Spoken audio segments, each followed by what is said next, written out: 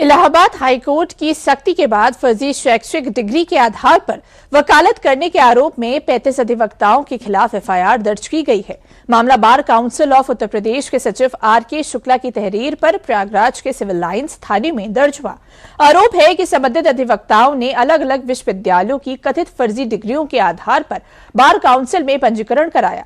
सत्यापन के दौरान डिग्रियां संदिग्ध पाई गई। बार काउंसिल ने करीब 100 अधिवक्ताओं के खिलाफ शिकायत दी है, जिनमें से अब तक 35 पर मुकदमा दर्ज हुआ है। पुलिस विवेचना में डिग्रियों, विश्वविद्यालयों से जारी प्रमाण पत्रों और पंजीकरण के दौरान जमा दस्तावेजों की जांच की जाएगी। हमारे यहाँ कुछ अधिवक्ताओं के संबंध में माननीय उच्च न्यायालय में भी पिटीशन पेंडिंग है कि कुछ एडवोकेट्स क्या कहें, वो तो जाली और फर्जी पेपर्स बनाकर उन्होंने कुछ रजिस्ट्रेशन इस तरीके से ले लिए। उनकी हम लोग जांच कराए हैं और जांच और भी चल रही हैं। तो जो जांच में हमारे संज्ञान में आ गए हैं कि ये लोगों की जो डिग्रीज हैं वो फेक हैं, तो उनके खिलाफ माननीय उच्च न्यायालय के आदेश के अनुक्रम में हम लोगों ने एफआईआर के लिए भी हमने भेज दिया है और उनका लाइसेंस भी सस्पेंशन के लिए हम लोग कार्रवाई करेंगे। अगर फेक एंड फर्जी हैं तो उनका करना क्या है भाई, ये तो इंस्टीट्यूशन की गरिमा का सवाल है। तो अगर इस तरीके के लोग और हम लोग उनको सेव करें तो वो एडवोकेट ही नहीं है कायदे में, तो उनको सेव क्यों करें।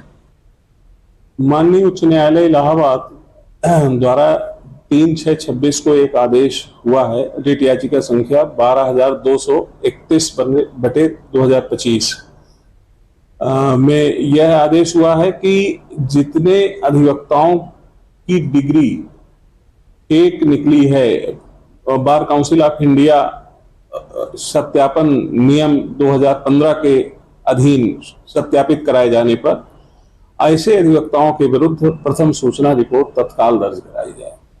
माननीय उच्च न्यायालय को बार काउंसिल द्वारा सूचना मांगे जाने पर 105 अधिवक्ताओं की सूची उपलब्ध कराई गई थी। उन्हीं के विरुद्ध एफआईआर दर्ज कराने का आदेश माननीय उच्च न्यायालय ने किया है। प्रकरण यह है कि बार काउंसिल ऑफ इंडिया ने एक नियम बनाया कि लोगों की जांच हो। इस नियम के अनुपालन में 2016 में वेरिफिकेशन की प्रक्रिया शुरू हुई, लेकिन तब पुलिस की जांच नहीं होती थी। तदुपरांत सुप्रीम कोर्ट ने इसको एग्जामिन किया और उन्होंने कहा कि नहीं, इसमें पुलिस वेरिफिकेशन भी होना चाहिए। तो जो 2024-25 में प्रक्रिया वेरिफिकेशन की हुई, उसमें पुलिस वेरिफिकेशन भी हुआ और यूनिवर्सिटी और बोर्ड दोनों जगह से डिग्रियों का भी सत्यापन कराया गया, जिसमें कतिपय लोगों का लगभग 2.5 लाख लोगों का सत्यापन कराया गया, जिसमें से जो कन्विक्टेड हैं, नियम यह है कि जो सजा याफ्ता हैं वो वकालत नहीं कर सकते, और जो लोग की डिग्री फर्जी है वो तो स्वाभाविक रूप से वकालत नहीं कर सकते।